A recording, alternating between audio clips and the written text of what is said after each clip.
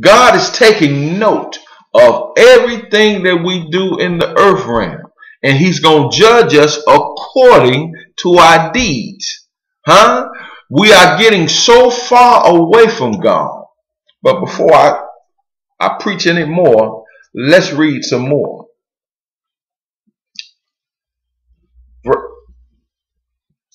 I want to look at 7 real quick before I read. It says, if thou doest well, shalt thou not be accepted. And if thou doest not well, sin lieth at the door. And unto thee shall be his desire, and thou shalt rule over him.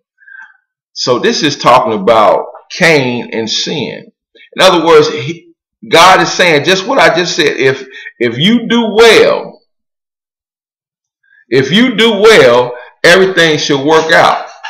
If you don't do well, then it's going to be problems. So you have to do well. Hallelujah. You have to do well so that you can move forward in life. You cannot expect for God to bless you and you hate your brother, or you lying and you cheating and you stealing and you talking about people, trying to destroy people's lives, murdering people and all of this stuff, stealing and all these works of the enemy. You can stop doing everything that's wrong in your life today. You could just say, look, I'm done. I'm done. I'm done with all the sin in my life. I'm just done. Whatever it is, I'm done. I'm going to live for God from this point on, and I'm done. Why? Because when you sin, that sin has got control over you.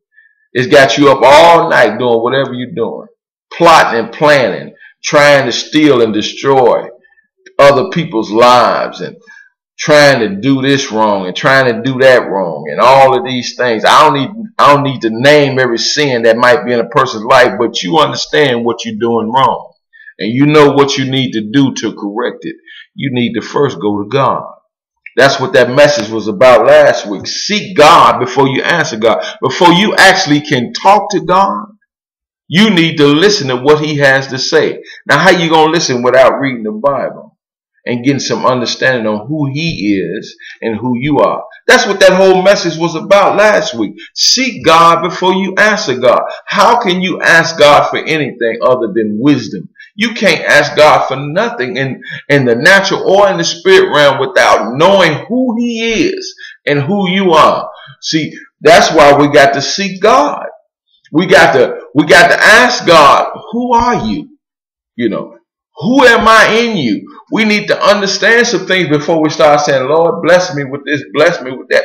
How are you going to be blessed with something that don't even understand the purpose of the blessing or the blesser? You don't even understand the purpose of anything, but you want a mansion and you want a good job and you want it so you can squander everything, so you can have wild parties and get high and drink all night and day and just abuse everything.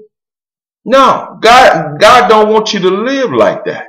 He wants you to seek him so you can understand how things work, so you can use the blessings that he wants to give you. He wants to give you everything that pertain unto life and godliness. The Bible clearly declares that. But we need to understand what it is he wants us to do with the blessing when we get the blessing. See, both Cain and Abel had blessings.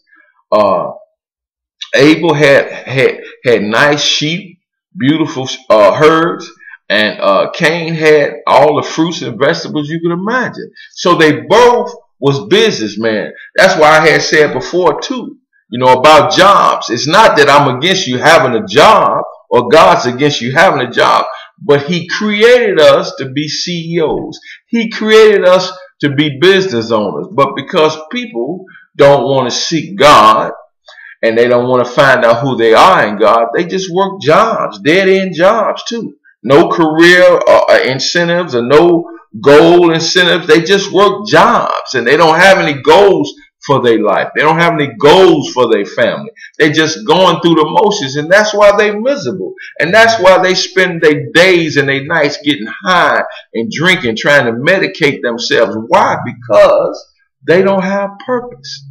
They don't have destiny in their lives.